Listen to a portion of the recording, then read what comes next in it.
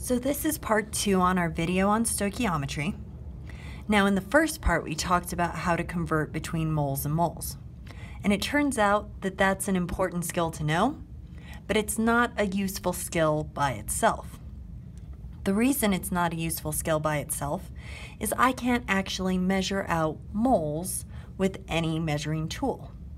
So what's a much more useful skill is being able to convert from the mass of one reactant or product to the mass of another reactant or product. In other words, to change from grams of one thing to grams of something else. Okay? Now, just like before, we still need a balanced chemical reaction. So here's my balanced chemical reaction. I've got 2 C3H8O3. It's reacting with 7 oxygens. It's making 6 carbon dioxides and 8 waters. So anytime we're doing stoichiometry, I always need a balanced chemical equation because I need to know these coefficients in front. Okay? So here's my example. I've got 43.6 grams of C3H8O3. They're burning. How much oxygen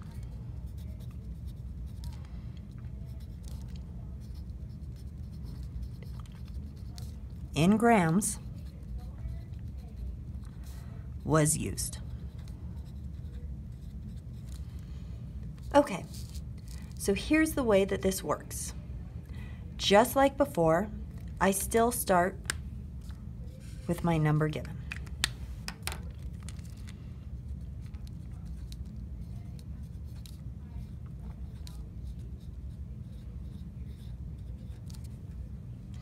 Now what I'm going to do is I'm going to have a few steps.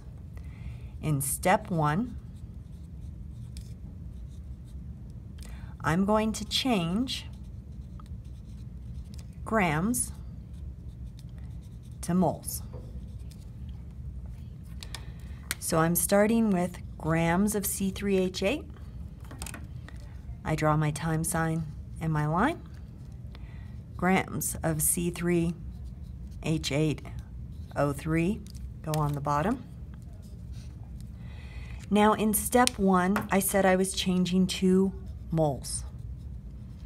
This is still moles of C3H8O3. Okay? So I'm not doing anything new. I'm still changing grams to moles. It's still the same thing. So remember, anytime I want grams, I'm looking at my periodic table. Okay? So carbon, I have 3, and they each weigh 12. Hydrogen weighs 1, and I have 8 of them. Oxygen weighs 16, and I have 3 of them. I add all that up. That goes by my grams. And the number of grams is always equal to 1 mole. Okay? So step 1, I change grams to moles. But my question doesn't ask about moles, so I have to keep going. So step 2, I'm going to get rid of these moles. Okay?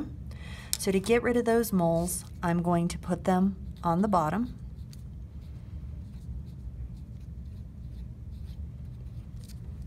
Okay? Now the question asks about oxygen. Now I can't go straight to grams, so I'm going to write moles of oxygen on top. Okay? So, step 2,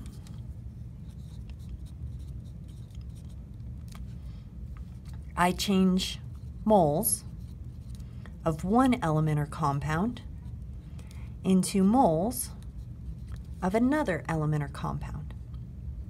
Now remember, anytime I change moles to moles, I need to look at my equation. My equation is what's telling me how things are related.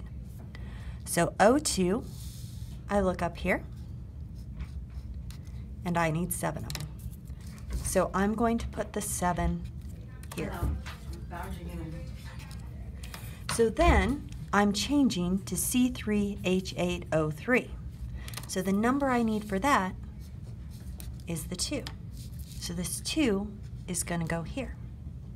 Okay?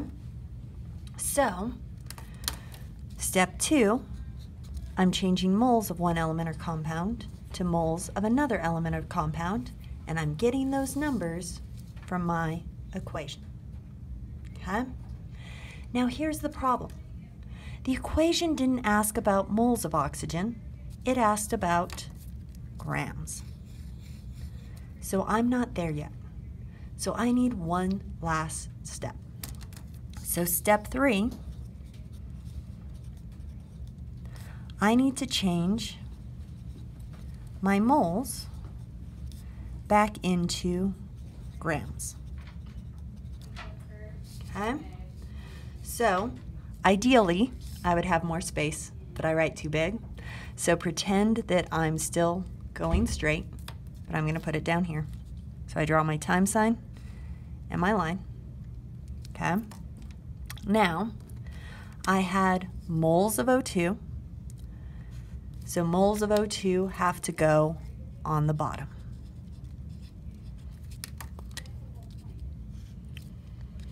The problem didn't ask about moles, it asked about grams. So grams have to go on top.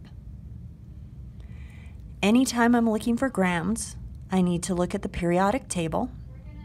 Okay, so grams, oxygen weighed 16. There are 2 of them, so this is 32. And the number from the periodic table is always equal to 1 mole. Okay, so when I plug this into my calculator, even though there are multiple steps, I still enter this exactly the way I would if they were just individuals. So numbers on top I multiply, numbers on bottom I divide. So I take 43.6 divided by 92 times 7 divided by 2 times 32. I ignore the one on the bottom, and I plug that into my calculator. What I should get is 53.1 grams of oxygen. Okay? So remember, first step, I'm dividing by the number, I'll change colors, from the periodic table. Second step, I'm getting my numbers from the equation. Third step, I'm multiplying by the number from the periodic table. And it's always the same process. It's always the same order. Okay? So that's what we're going to be doing on page 35. You should have already completed 2 and 3. So now we're going to start looking at 4. Again, these problems are changing mass to mass or grams to grams. So I still need a balanced chemical equation first. Okay? 1 Cu, 3 Cus. So I need to multiply that by 3. 3 times 2 is 6. So 6 NO3s. 1 NO3. So I multiply that by 6. So then here, 3 NAs, 6 NAs, need to multiply that by 2. 2 PO4s, 2 PO4s, everything's balanced. I can leave this line blank, or I can write a 1. I'm going to write the 1 just so we can see where the numbers come from, make life a little bit easier. Okay? So, step 1. I always start with my number given. Now, I'm going to start all the way back here. I'm going to try to keep everything on one page. Wish me luck. Okay? So I've got 125.3 grams of CuNO3 2. Now it's really important that I keep track of what element or compound I'm working with all the way through. Because if I don't, I'm going to make silly mistakes on step 2, step 3, and my problem's going to be wrong. Make sure you're writing what you're working with. Okay? Draw my time sign, draw my line. I'm starting with grams. So grams go on the bottom.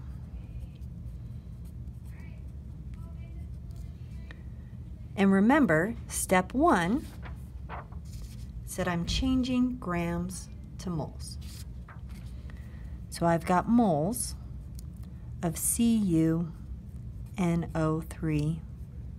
2. Remember, grams I find on the periodic table. So I've got Cu, N, and O, 1 Cu, 2 Ns, 6 Os. Copper weighs 64.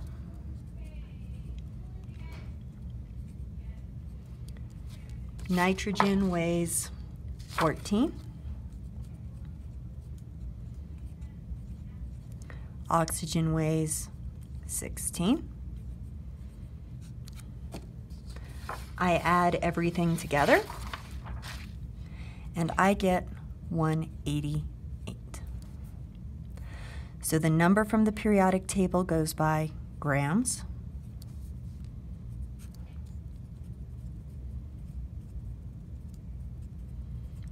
And the number from the periodic table is always equal to 1 mole. Okay? So step 1, I change grams to moles. Okay? Step 2, I've got these moles of CuNO3 2 that I want to go away. So those go on the bottom. Okay. Instead of CuNO3 2, the problem asks about Na3 PO4. Now remember, I can't just go straight from moles of one element or compound to another. I have to go moles to moles. And the way I switch from one to the other is my equation. So Na3PO4, I look up here. It's got a 2. So I put my 2 here. CuNO3 2, again, I look up here. So that 3 goes there. Okay? So remember, moles to moles, I get my numbers from the equation. Step 3,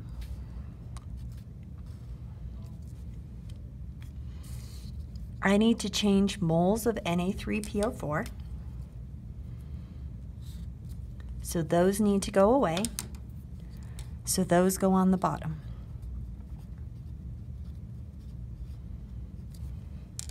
Okay. Instead of having moles of Na3PO4, the question asks about mass. So grams. Again, anytime I see grams, I have to look at the periodic table. So Na, I've got 3. P, I've got 1. O, I've got 4. Sodium, is 23. Phosphorus is 31. Oxygen is 16. And so the whole thing weighs 164. Remember, the number from the periodic table goes by grams.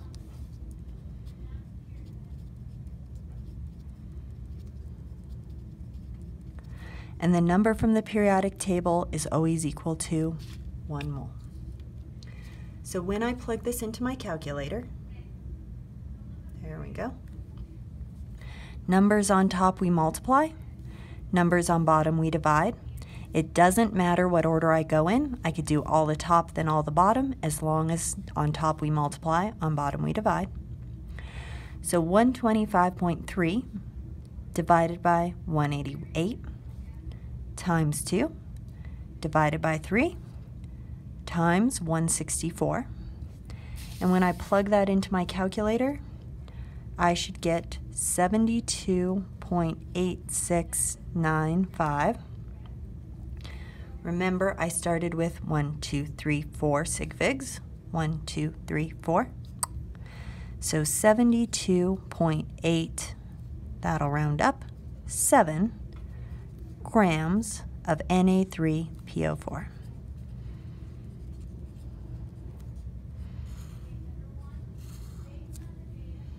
Okay, so I want to be careful to keep track of units and make sure that all of my units are lined up, especially in problems like 5.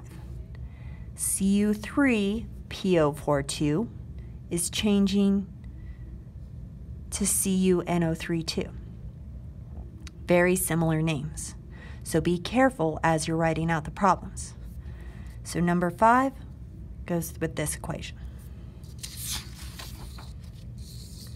Number 6 and 7 go with this equation.